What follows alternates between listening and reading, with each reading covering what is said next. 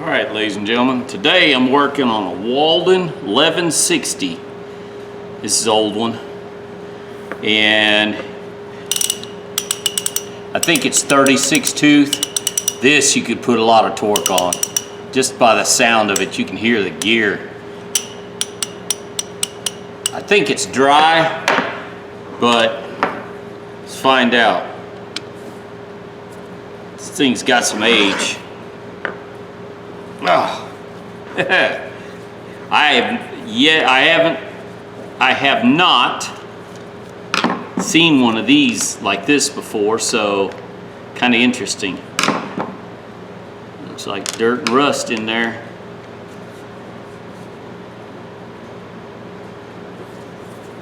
I'll put a little Loctite on these when I put it back.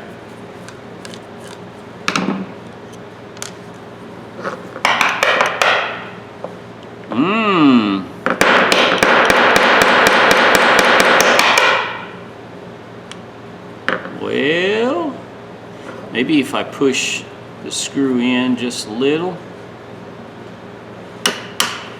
That's what I need to do.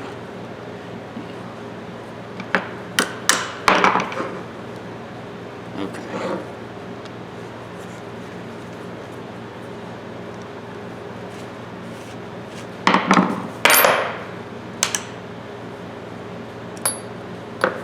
It's got a huge ball bearing in it. Man, look at the gears in that thing. I like it. Let's see if I can switch this over, get the gear out. It's oiled, no grease. Oh, I gotta pull this out. Man, I don't want to do that. I don't want to do that. What you can do is I could tap this out, punch it, because this is peened over. The problem is, here's my dilemma. Of course, they haven't made parts for this thing in probably decades. And I don't want to be able, if I get this apart, and if this won't sit back in place, or I damage this, now I got a problem. Well, that stinks. So, this may be as far as I can take it apart. Because that ball bearing is not going to come out of there. It's just barely recessed in the hole. So, da-dun, can't take it out. And I am not going to ruin a decent ratchet, because I got like $2.50 in this ratchet. I bought it a while back at the flea market. And I have nothing invested in this. So, there's a little bit of play in this right here. I'm wondering, hang on a second. I'm wondering, let me pry on this just a little. This will pop up.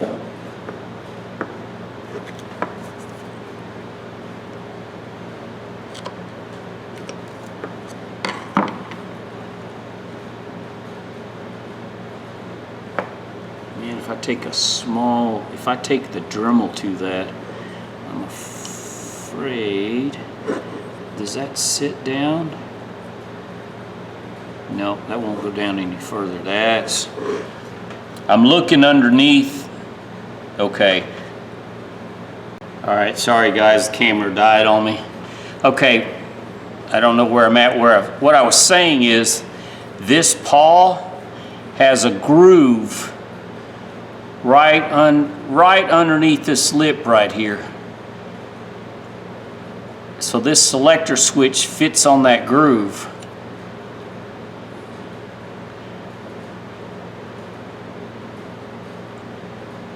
And if I grind that out, there's not enough groove. Yep, there's not hardly any groove there.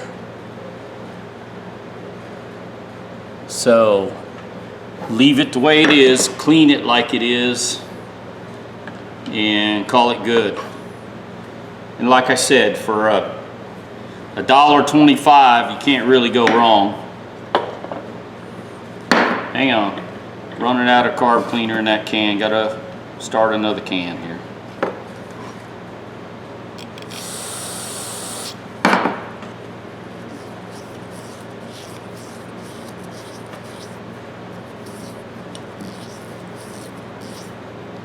It's not bad shape, it's just old.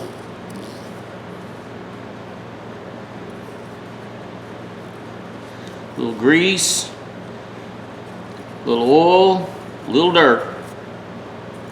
Kinda in that order.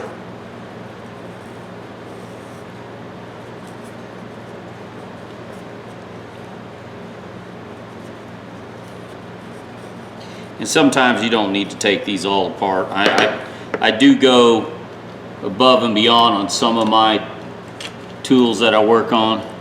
And it just to show somebody may want to do the same thing. Okay, that fits in a groove right there. Well, it's not in bad shape at all.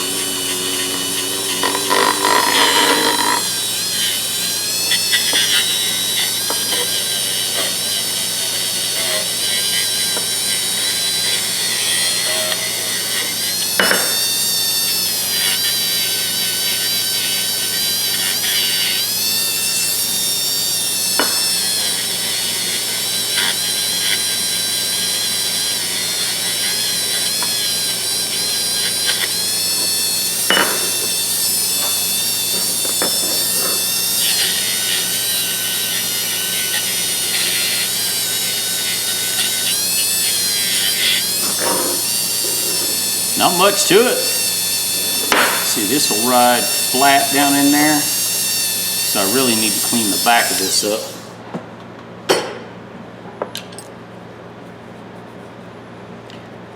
This is designed for another ratchet also. Man, the teeth on this thing are humongous. Hang on a second.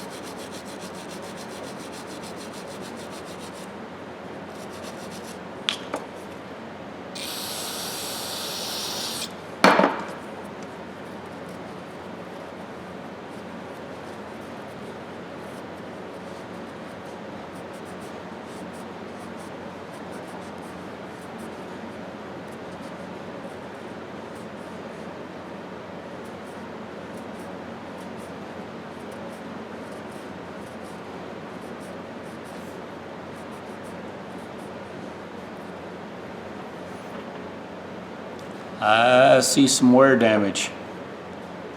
Not bad, but if you look real closely,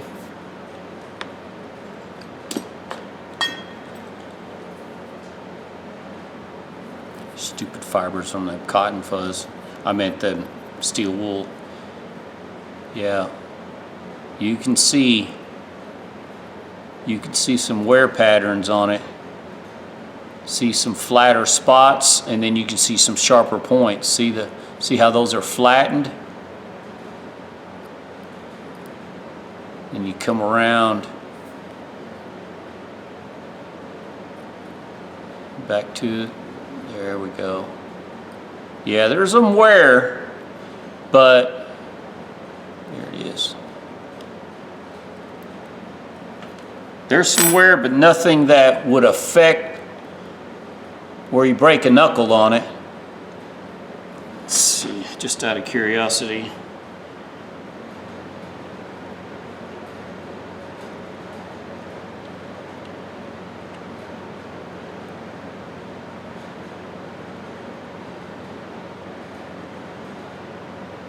think it's 26 tooth. So this thing got some torque. I mean, just look at the mass of metal there. Look at the contact. Look at that point right there. Look at that. Look at them both. And you can see the metal is in good shape right there. Let's see if I can get a picture, dummy. That's in really good shape. I'm trying to look down in there myself. I think that's in great shape. So, really and truly, there's nothing wrong with this ratchet at all. I mean, I understand that it does have some wear, but something that's could be close 70 years old, I think at that age you got a little bit of wear on you. Yeah, the teeth has some wear. I can see them. The more I can see in the glistening, a couple of them are thinner. Now, for all I know, in the factory, maybe it was milled wrong. Maybe it was milled. The machine was milled. This was just a little off. It is just in one area, though. Huh? And there it's thin right there. Then the top of the teeth start getting bigger here.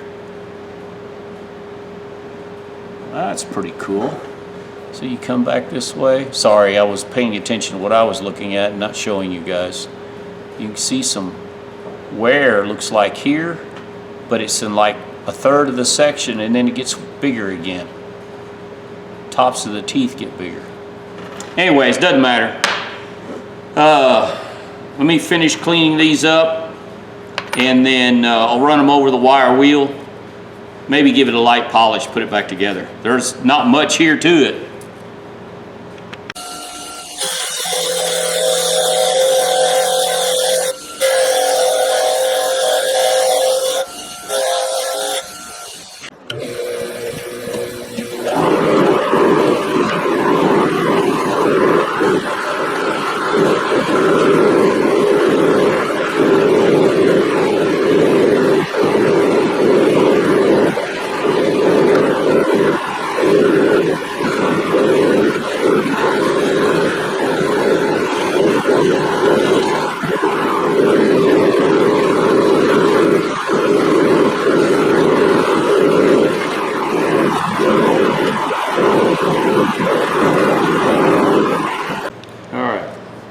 Wipe it down a little bit with some carb cleaner, just because that polishing compound, it leaves a little black residue. It leaves stuff everywhere.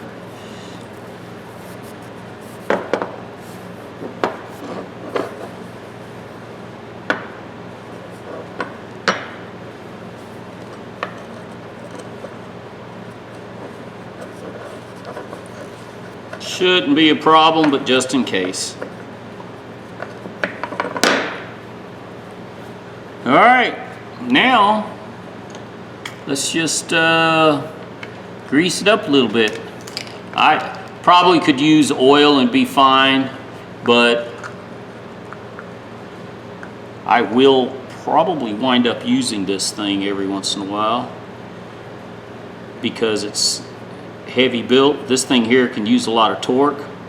So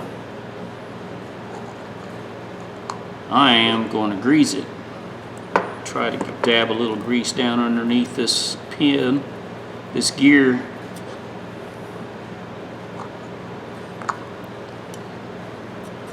Now this rides on the bottom, so I'm gonna grease the bottom. Really don't need to grease the sides or anything, but I do need to grease this gear.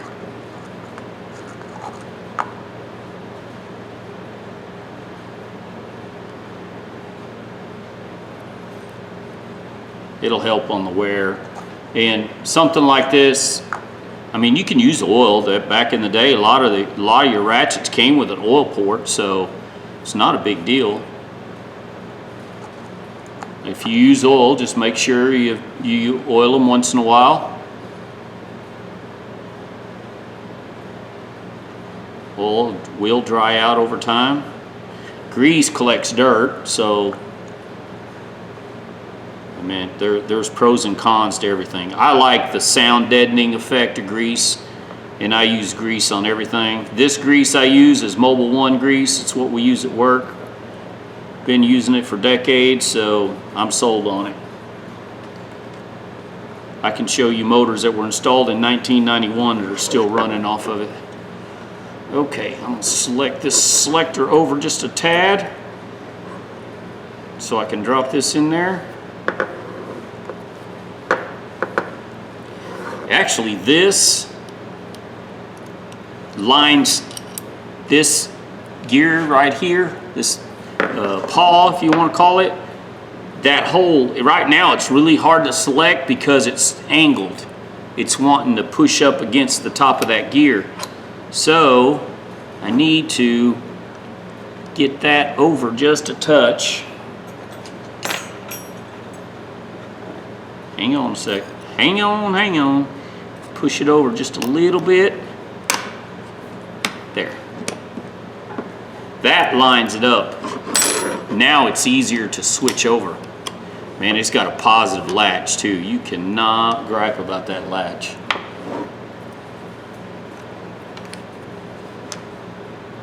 Or I guess you could, but wouldn't do you any good. That thing's got a latch on it.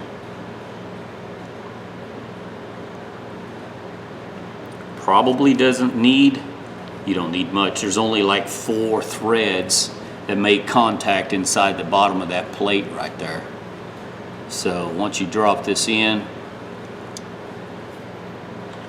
and once it sets, it'll be set.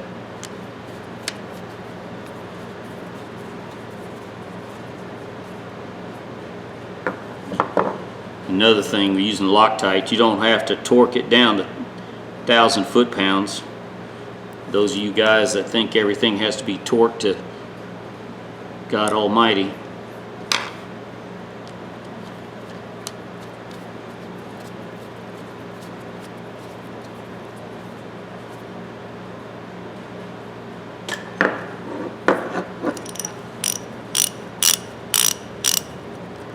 I like it. I like it.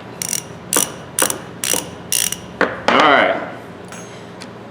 Now, while it's out and about here, let's just throw a little coat of wax on it. That'll just help protect it over time. If I work on something that's got moisture, or antifreeze or something like that.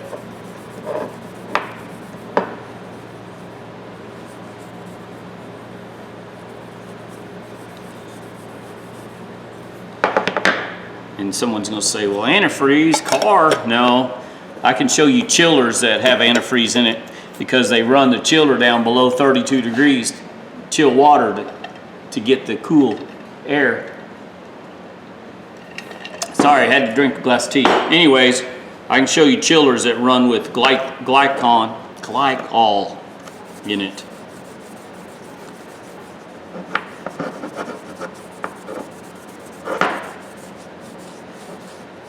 And they want them below freezing. Anyways, take the end housing, bell housings off of some of those chillers. You have to get some, the bolts on them things are monstrous on some of them. All right, ladies and gentlemen, there you go. $2.50 ratchet, 1/2-inch drive, Fleet, or excuse me, Walden 1160. I wonder if I can find the age on this. Let me go look real quick. All right, ladies and gentlemen, I'm a little off on my date. Probably started making these in around 1950. And 26 tooth. Sounds really quiet now compared to the clanking I had earlier. And it definitely has a positive latch. It's not bad for $2.50. I mean, I don't have nothing invested in it. Good cheap old tool I bought at the flea market. Still usable, still functional. I mean, about the only thing it's missing that I'm kind of fond of is a thumb release. That being said, I don't use thumb release. The only time I need the thumb release is when I put an extension bar on it. Normally when I do a job, I stick 3-4 ratchets out there with a different socket on each ratchet. I hate removing the ratchet because by the time your hands are dirty, greasy, nasty, you slip, you lose one. So no, I just grab the ratchet that has the proper socket on it. I don't change out sockets. It's a waste of time. So that's how I work. You guys can do it however you want. Time is money, and you can't get back that time when you waste it or lose it. So there again, something like this, great for doing brake jobs, front end work, put a lot of torque on it. Now, if you get in a position where you have to have a fine tooth, well, you're probably gonna have a problem anyways, because if you gotta put that much torque on the front end somewhere for a fine tooth, you're probably gonna break it anyhow. So that's just one of those things. But anyways, $2.50. It's not the best polishing job. I didn't really care. I just want to kind of clean up the rust that was on it and some of the pitting. You can see it. I just want to show you. It's a good use tool. I mean, if you saw this on the table, it's worth $10 all day long. Possibly even 15. If you need a ratchet, it's a good ratchet. And if you need a spare ratchet, something for a vehicle or a car, you want an extra toolbox, something like this, you don't need to go buy a $300 set with everything in it. You can put a set together for less than 50 bucks and can do more work than you can think with that. All right, ladies and gentlemen, give me thumbs up, thumbs down. What do you think? I think it's a good buy. Not bad for $2.50. Y'all have a good day.